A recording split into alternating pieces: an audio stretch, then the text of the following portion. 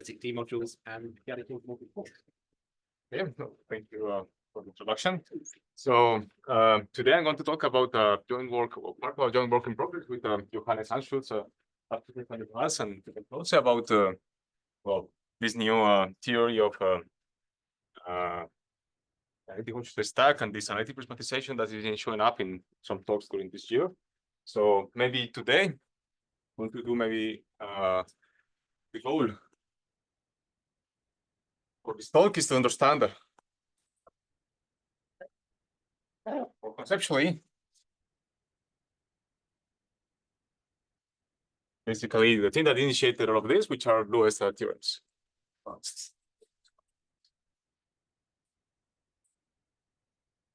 So to actually say more precisely what I would like to do, let me recall what these theorems are. So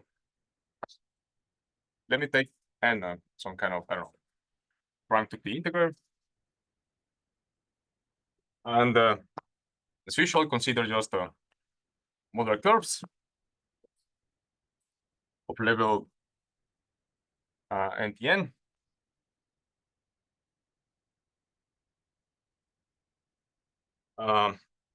That well, a priori lives over Q, but we are going to see these modular curves as objects. That's three spaces over C. You move the lower board down. Right.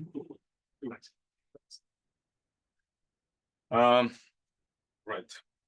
So the first theorem. Well, let me maybe first construction. So let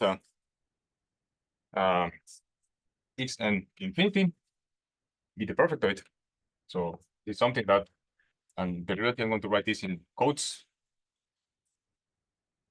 At the limit of these modular curves, and maybe we take this p-adic completion of this, so that the p-adic completion of the limit.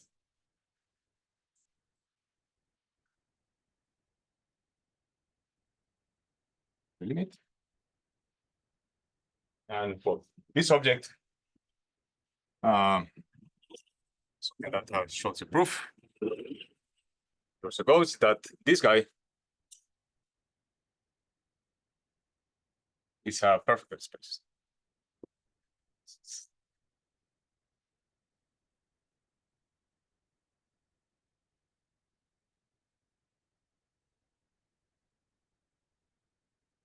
Okay. Moreover, well, again, this is something more general for traditional varieties, like single varieties, for instance. And first use that you have from the fact that this space is perfectoid, and also these developments from p-adic theory, in particular the primitive comparison theorem, is that you can compute prototype cohomology, or maybe these completed cohomology groups of Emerton, in terms of cohomology of this perfectoid space.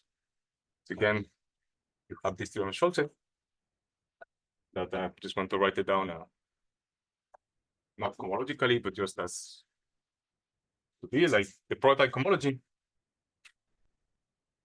of well, the infinite level version of that.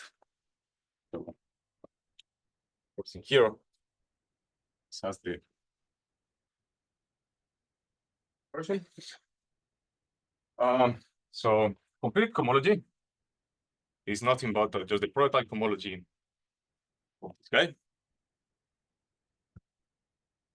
It's saying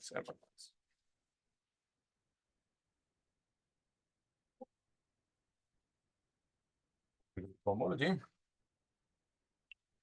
And if you tensor this with OC, so the units of the model algebra in IC, you can compute this almost as just the cohomology as topological space, so shift cohomology of the shift of functions on this perfect modular curve. And maybe I should say that strictly speaking, shows a proof version with compact supports, and the functions would be more like the ideal vanishing at the cusps. But then using this theory of local spaces of Diao, Lang, Liu, and Zhu, you can actually just extend these tensions also to this situation using the Bloch-Kummer et al. Instead. So this holds again more generally for Hodge type Human varieties. So this holds.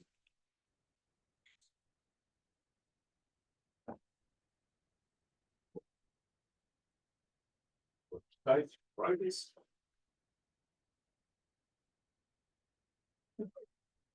And well, actually, if you kind of replace shift cohomology just by a product cohomology of this object, this all holds for any Shimura variety. Well, if you actually want to put shift cohomology, you need to prove that these things are perfected, and at least we know for this Hodge type, and maybe by work of Hansen, we know about maybe pre-abelian type or more extension of these things. Great. But then, in the theory, well, these cohomology groups, they have a bunch of symmetries. So they have a Galois action, actually, of the whole Galois group of Q, and also a GL2 QP action. So an action of QP points of GL2 here. In particular, well, these guys encode the Laurent correspondence, the p-adic Laurent correspondence. At least is well, one of the objects that, by theorems, let's say, of Emerton, for example. So automorphic forms appearing here, modular forms more precisely appearing here, and maybe the important info is that all important or relevant modular forms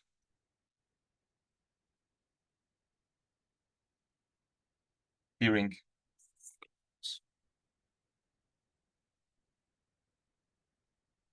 in this, and again, I would say in characteristic 0, are, let me just say the locally analytic. Meaning that, well, the modular form is actually attached to some representation of GO2 here, and is going to appear as an analytic vector of this representation for the analytic vectors corresponding to the action of GO2 of QP.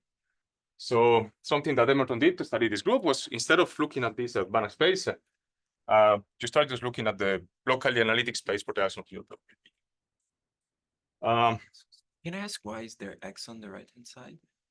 Because you actually, well, if you take O of this is not compact, so this is not going to be sort of finite dimensional if you take some finite level thing. Yeah. Can you read the first letters after the equality? What are the letters after the equality? This? After the equality. Almost. This is an A, and this is just shift cohomology. Oh, gamma. Oh, R it's gamma. R. Okay. Yeah. So instead,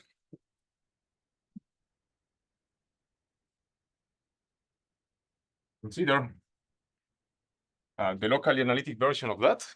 Again, may have just cohomology groups. These are just Banach representations, and you can take locally analytic representations of these ones.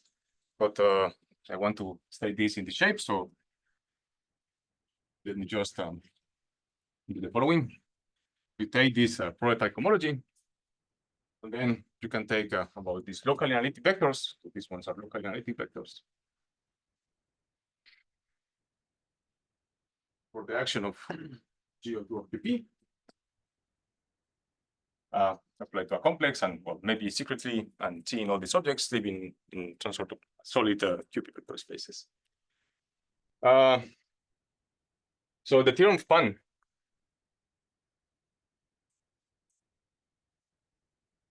tells you that, well, there is some kind of analog of this equality using this within this locally analytic board.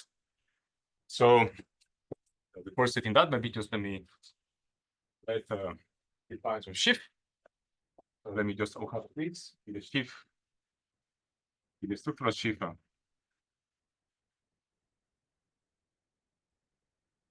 the modular curve. And let me consider OLA of X with the subshift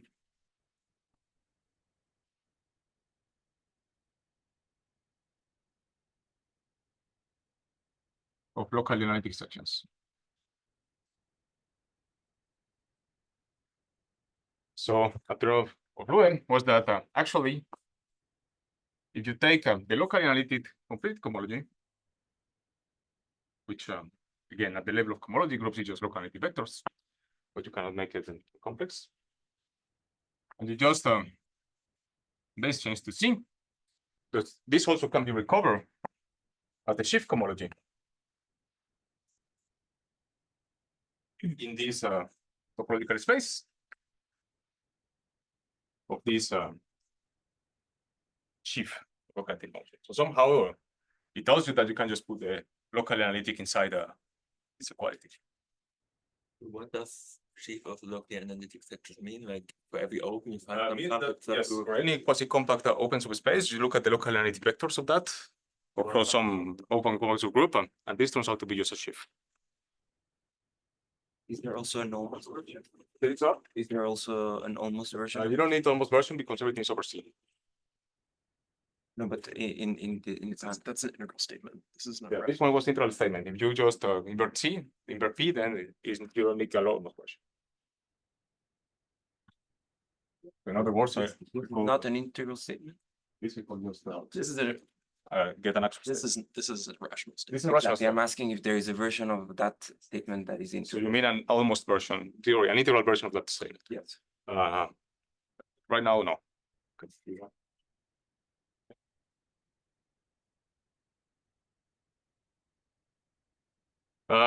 Okay.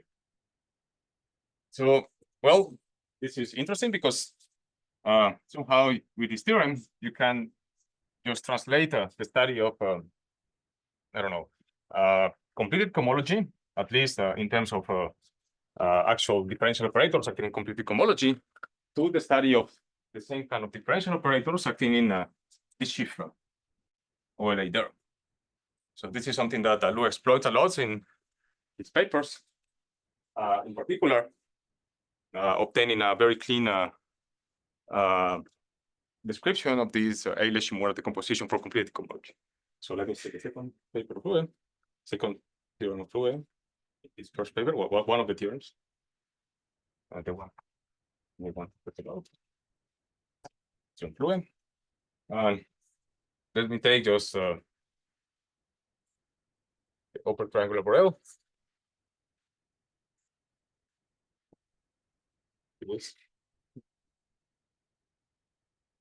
And let lambda this cross to see some regular character.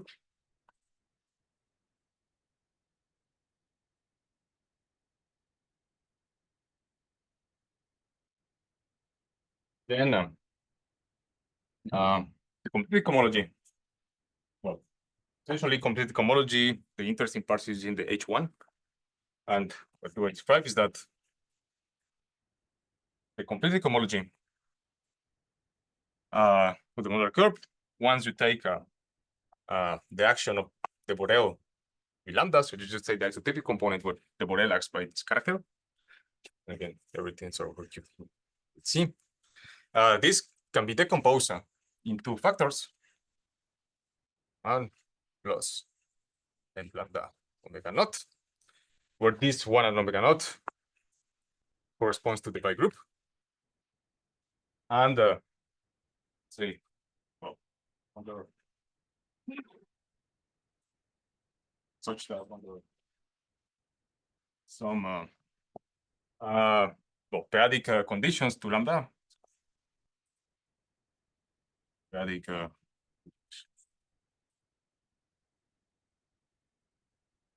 lambda in non-Liouville for the correct definition of non-Liouville. These spaces m lambda and lambda w naught can be explicitly related. Explicitly described as well, spaces of some kind of space of Heidegger over converted modular forms.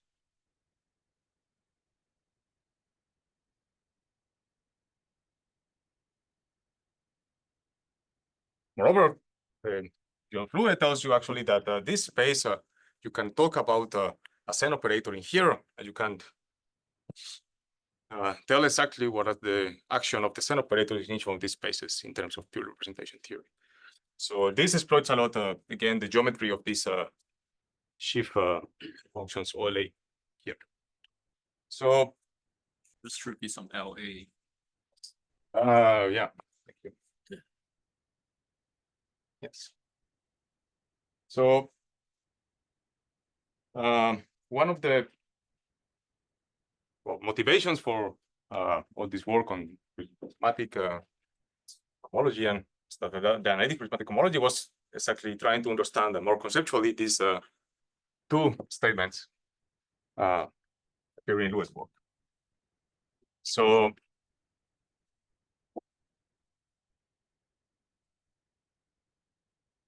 order to understand the statements, maybe I'm only going to be able to talk about the first one, but maybe questions I can answer the second one. Involves objects that are somehow intrinsic in the p-adic posterior rigid spaces. So this kind of a statement, well, maybe this one looks pretty special, but at least the explanation of this first theorem, this comparison between this homology and this what is it?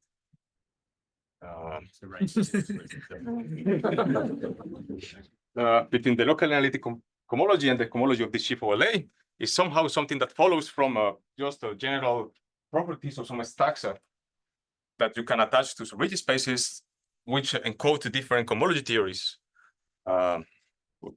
different p-adic homology theories. So maybe to have an idea of how these stacks look like, a good way I like to present this is by first trying to just briefly introduce the representation theory behind at least these spaces somehow. So let me just mention something about representation theory. But well, anyway, we're taking a look at the representation, so should be a link with this. So let me take G a p-adic group, compact, like this here.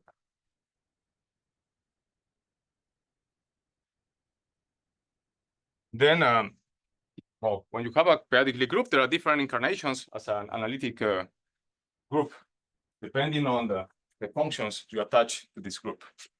So the three kind of most popular functions you can attach to this are the continuous functions over QP that contains these local analytic functions over QP that contain the smooth functions over QP.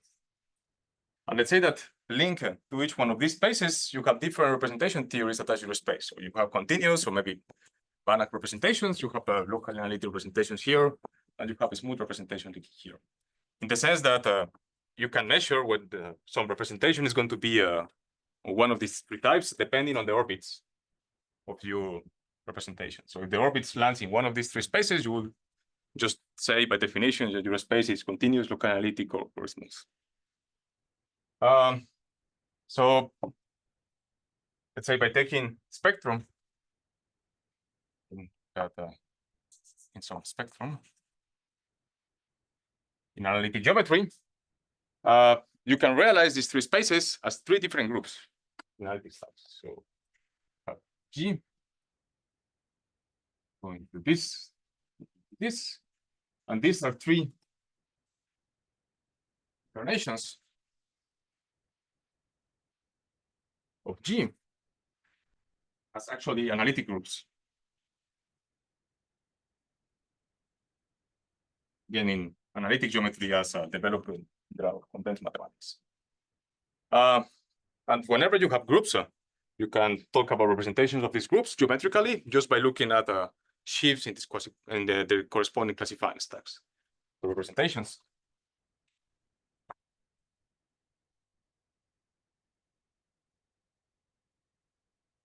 are, let me call it just the right category of quasi-coherent sheaves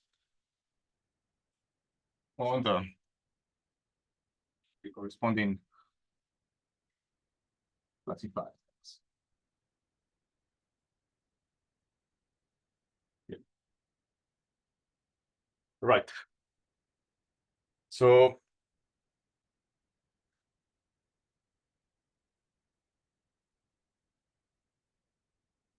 well, the question is, okay, you define these fancy things, but can you say something about that? And the answer is yes. And somehow, at least in the generalizations of this, the theorem fluent, this sort of formalism is used behind in trying to again generalize this like equivalence of homologies. The representation theory behind lives in this way. So let me say what you can say. So to study representation theory, to study software properties.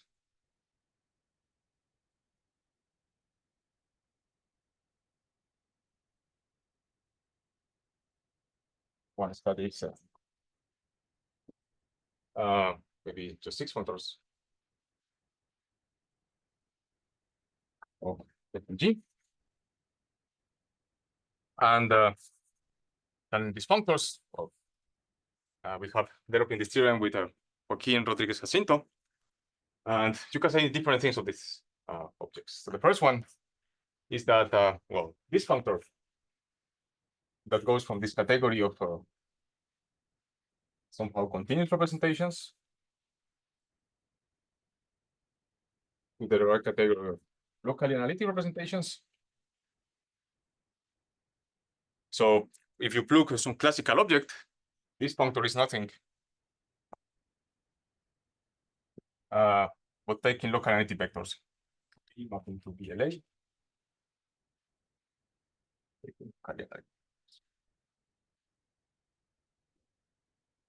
Maybe again in a more direct way. So for example, if you take some admissible representations, you only will get the usual locally analytic vector of admissible representations here. Another thing you can say about that is that the pullback of this thing going from over GLA. So what's the statement of A? A is just that this functor can be related precisely with this local analytic, taking local analytic vectors, right? It's just a random functor of stacks, and you can just say precisely what it is. The second is that this functor, the pullback, is fully faithful. Actually, being locally analytic is a property on continuous representations. And maybe as last one you can say is that for G, the pullback is just on progressive functor, but the push forward from, again, locally analytic to smooth representations.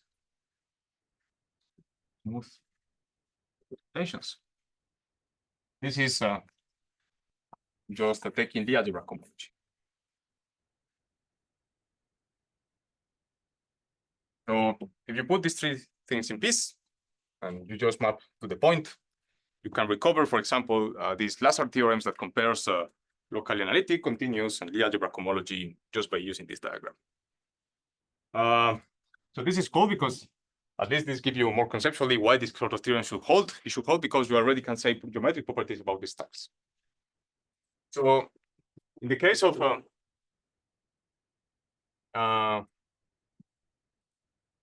Is the proof of this theorem formal? well, I mean, depending how much of which definitions you take. Yeah, I mean, let's say that what is more interesting, I mean, proving these things, maybe like this pull for a pullback, they are actually not too hard. Maybe linking this with the algebra homology requires you to understand the whole quasi-coherent shifts here are related with the actual representations. So there is some non-trivial statement, which is relating this maybe with some modules over distribution algebras. So this is maybe the non-trivial part of the definitions. If not, some of these statements just becomes But they're a consequence of the classical theorems that you stated. let's say that the classical theorem you need is just having the Lazard resolution. That's the important thing. All the rest follows just from fancy assumptions. Okay. So is there a nice interpretation in this language of the hard theorem by Schneider-Teitelbaum that taking the locally analytic vectors are dense? I think this is a pure algebraic statement, in the sense that the actual statement that you prove is more like the dual one, meaning you that the map from the Iwasawa algebra to the distribution algebra is faithfully flat. Indeed. So this is kind of the actual, I mean, then you can sort of dualize this and make an interpretation, but the statement comes from a pure algebraic statement, which is that one. Right. And can one dress it up in this stacky language? No, I think because it's precisely some algebraic statement. Okay. I mean, you can say that something is conservative, but it's maybe not too helpful. So yeah. And it's very special for admissible representations. Okay. So well, the representation theory is sort of in there, and I think I already lost all my time. So let me just quickly say what the stacks are going to correspond in this more well, at least in the case of the modular curve. So you have a theorem. Maybe I think this is in progress. And let me just denote X to be one of these ones. So, well, as I told you, like usually you take this perfector space, some torsor for some p-adic group. Like it's just a torsor for the, maybe in this case, the kernel of mapping to GL2 mod P to the N. Right. So a way you can quickly realize at least the category of OHAT modules is by looking at some sort of diamond incarnation of X.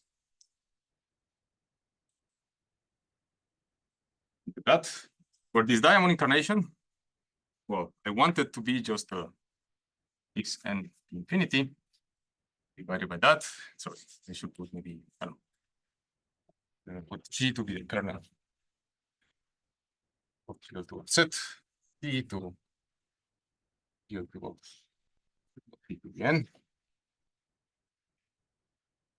Meaning that the derived category of this object is basically going to be something like quasi-coherent Pro-et-al or Pro-cum-et-al, just say Pro-et-al, OHAT modules. So we want some analytic object that whose theory of quasi-coherent shapes is just the OHAT modules at the initial Pro-et-al side. A way to make it this concrete is just taking the perfect of the space and just make the symmetries the way you usually compute Pro-et-al cohomology. So this sort of description as this quotient is just given by a map from this quotient to this classified stack. Again, this is sort of the same as telling you this, so it's not telling much. Can also have smooth versions of this. So this is going to be something like the same topological space attached to the space, but instead of looking at the completed functions at infinite levels, you just take the co-limit of all finite levels, and this produces for you this well, the smooth incarnation. So this is more like the actual inverse limit of that. So, well, you can always say that you have a bunch of étale torsors for all these compact open subgroups of G, just by saying that you have a map like that. And this is, again, just telling you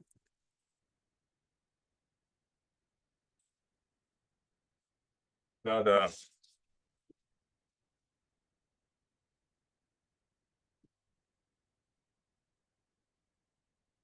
X can be obtained just by taking these smooth vectors and then just again taking quotients by the action of the group. I ignore a little bit that this thing is not étale, but let me not be too precise. So now the question is what should be in the middle? Like here, there is something in the middle. So the answer is that you actually put something in the middle. So maybe the statement of the theorem is that there exists such a kind of commutative diagram. And this thing that you put in the middle is the object that you call this analytic conjugate stack.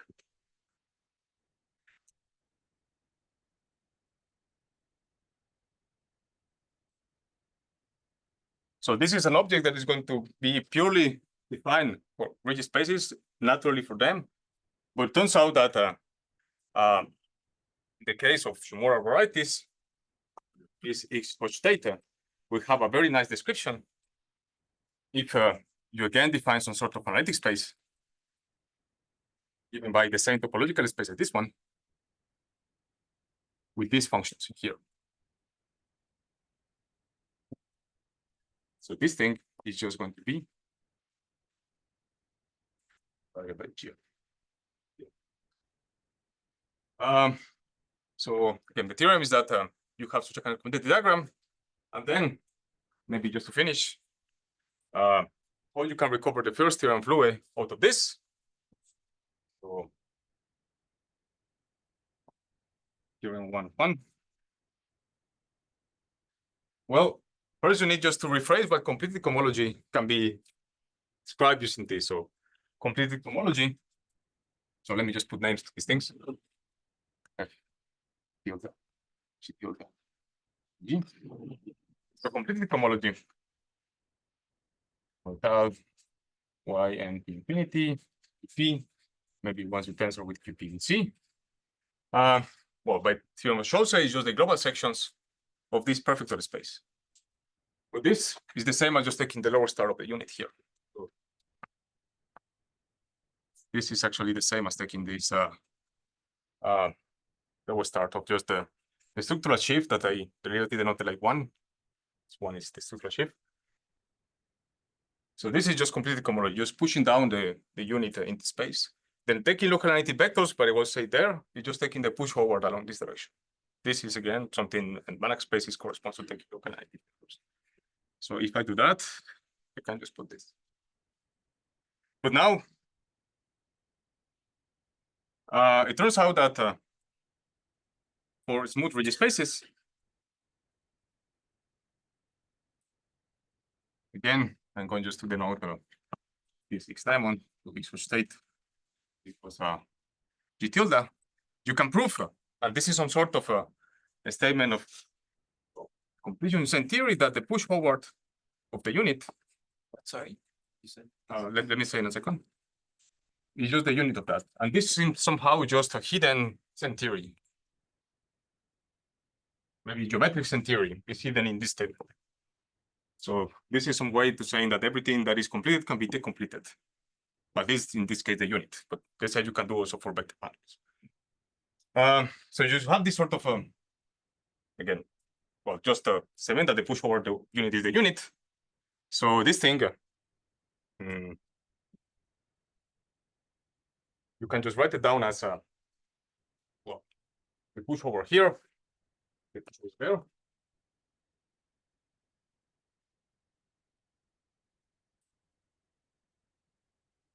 This is just the unit, so this is just the push forward of this thing here.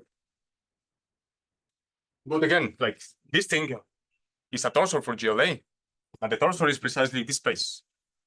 So kind of by definition, you just get like the cohomology of this shit here. So again, well, maybe secretly hidden several things. So one of them is that you can actually describe the space at this quotient. But this is something that maybe is not trivial. You still need to understand these geometrics and operators. And this other property that is going to be general for adics modular spaces, which is just the push forward of the unit here is just the unit here. So somehow you can always decomplete it. We're going to lose information. All right, so I don't know. So I think I just already done. So make sure, thank you.